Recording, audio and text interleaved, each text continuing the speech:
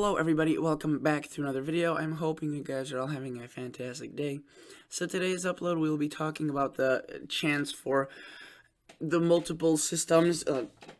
Definitely a peculiar pattern to say the least. Definitely one I don't remember in the years past, but let's just begin talking about this. If you guys would like to subscribe to this channel, check out the video, watch the other videos on this channel, and if you like what you're seeing, obviously do consider subscribing. And if you are a returning viewer or you enjoy this content, liking the video is awesome. So let's get into this.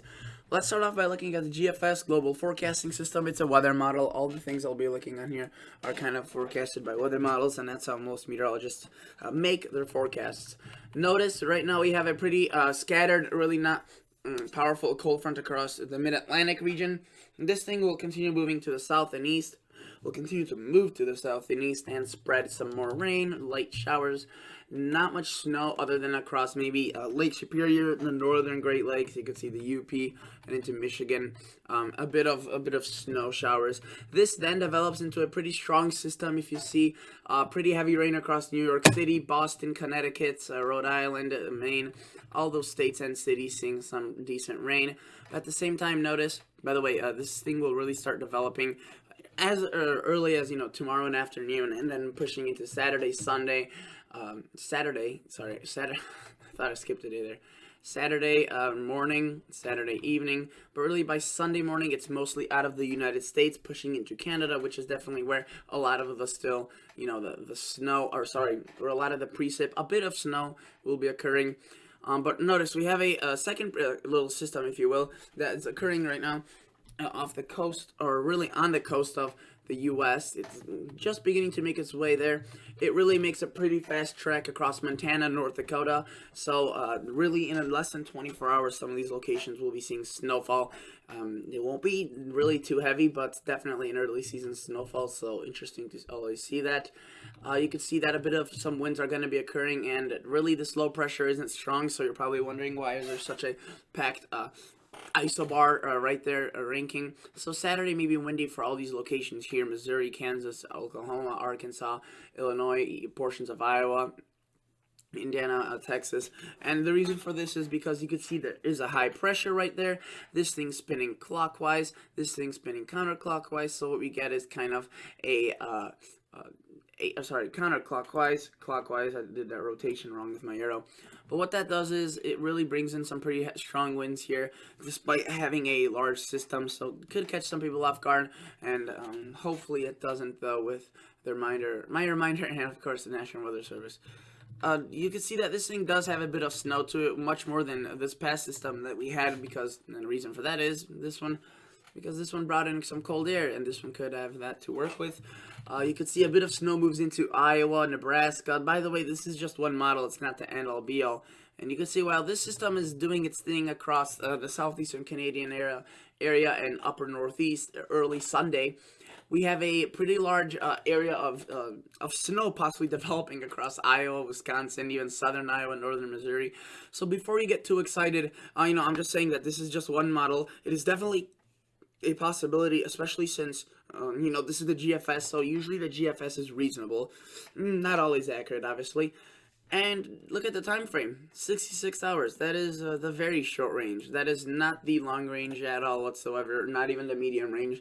So anyone that tells you, this is gonna change, this is too far out, I mean, you could tell it yourself. That's not far out at all. But again, which model is right? That's almost a mystery, especially since different models have different biases towards different things. Like, for example, the North American model shows has a cold bias, so it would probably show more of snow. But you can see that pushes some snow into Iowa, but generally, obviously, as the day warms, Sunday, we could be looking at rain.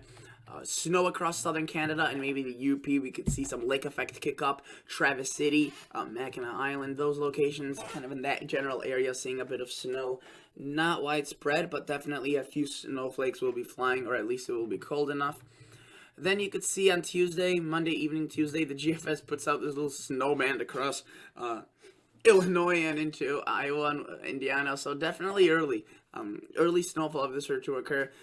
Thankfully, early snow is mainly dangerous for the fact that it usually drops, sometimes if it does, 6, 7 inches. It's very heavy wet snow, and if there are still leaves on the trees or bushes, they could break and unnecessary damage is done. With this type of event right here, really, it won't. I don't think it will be any damage. Maybe accumulating on obviously the elevated areas, so the trees in nature too. That's about it. And you'll see on the total accumulation map it will be bigger because a lot of these systems go over the same location. But with it being October, a lot of the snow will melt pretty quickly once it falls, if it even has a chance to accumulate, especially if it's during the daytime. By the way, again, this is just one model. They do change constantly, and each model has its own run, even if it's not that far out.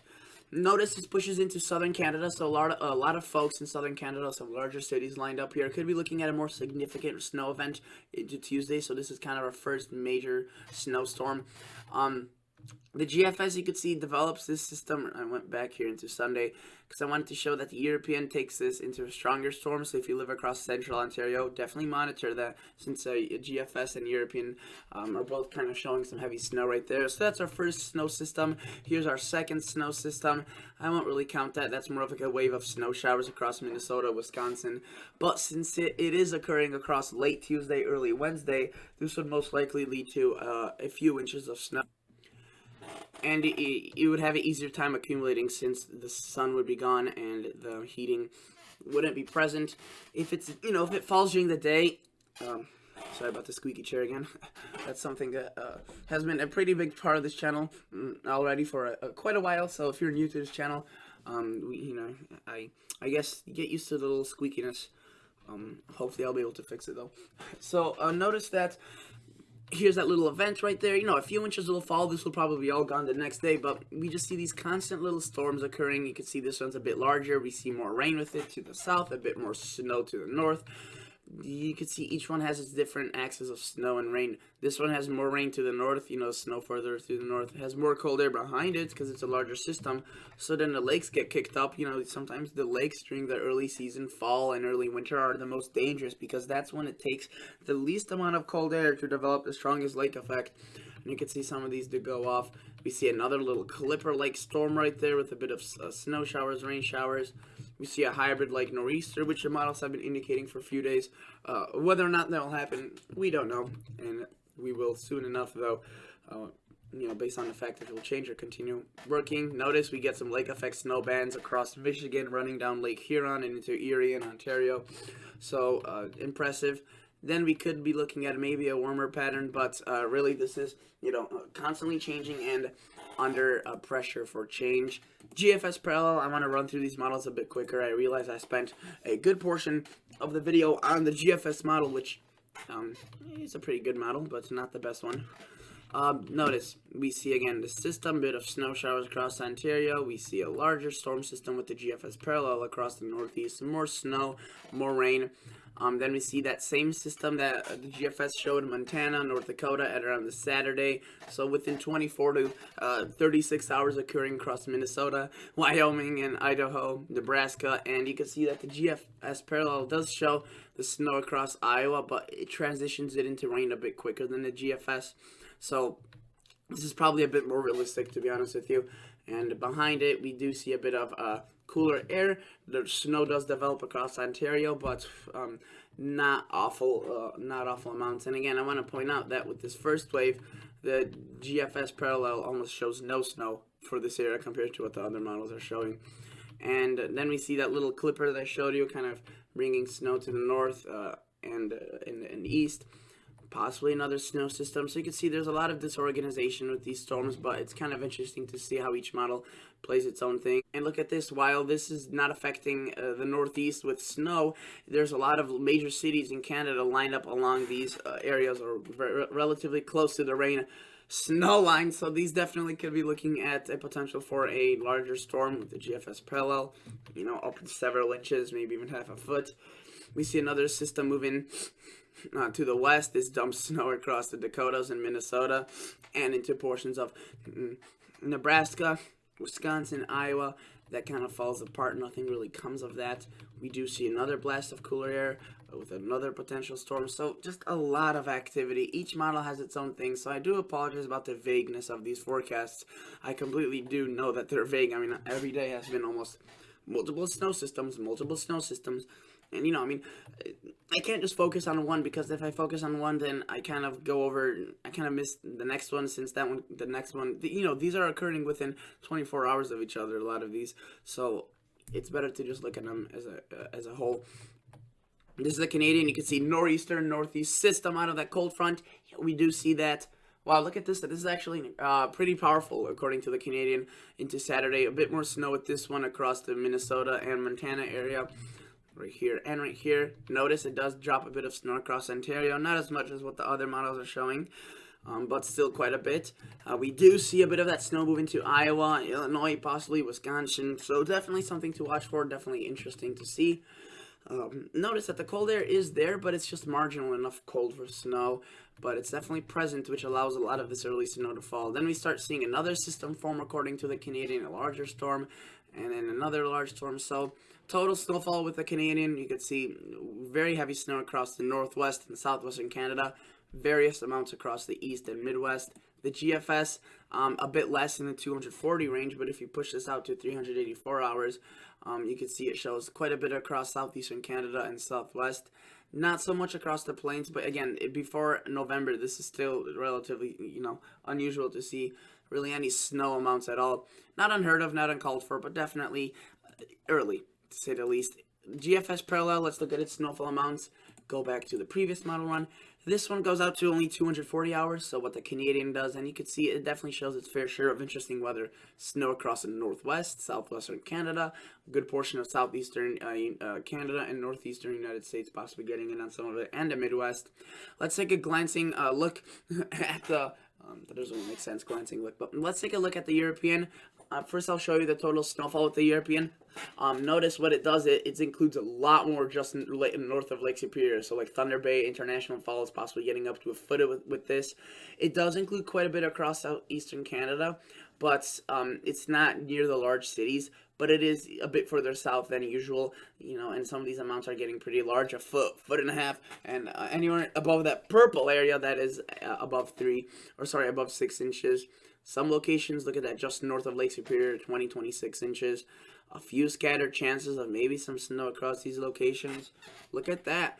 British Columbia and Alberta possibly sharing amounts reaching into the 50s. That's definitely going to provide the colder air to easily transition into the United States and stay colder if there's a lot of snowpack. Let's take a look at the European again. I think this is the best model. I guess you could say I saved the best for last, but unfortunately a lot of people don't watch at the end, so I probably should have included this at the beginning. But if you are watching at this point in time, comment down the Euro in your thing, like EURO, because I'd like to see who actually watches to the end. Let's take a look at this. Notice we have that large sprawling system, develops a cold front, that nor'easter. European keeps it pretty strong, and that's reasonable because the European was the first one to show the storm.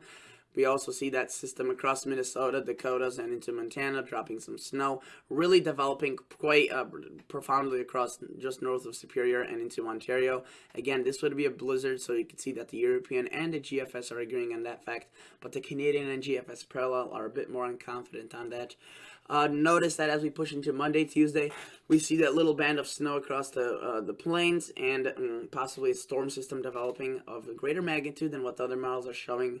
Notice the European really doesn't mention the snow across Iowa and Illinois and Missouri like the GFS does, but obviously that's expected with these different amounts.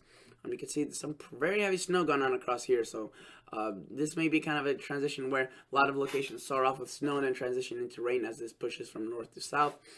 And then we see another storm developing just north of Superior. Again, pretty heavy rain, storms to the south, heavy snow from, to the north, and possibly a Clipper-like storm. So definitely interesting information, interesting news, and we'll have to keep an eye on this. So thank you so much for watching, if you're still watching, and I'll catch you all guys in the next episode. See ya.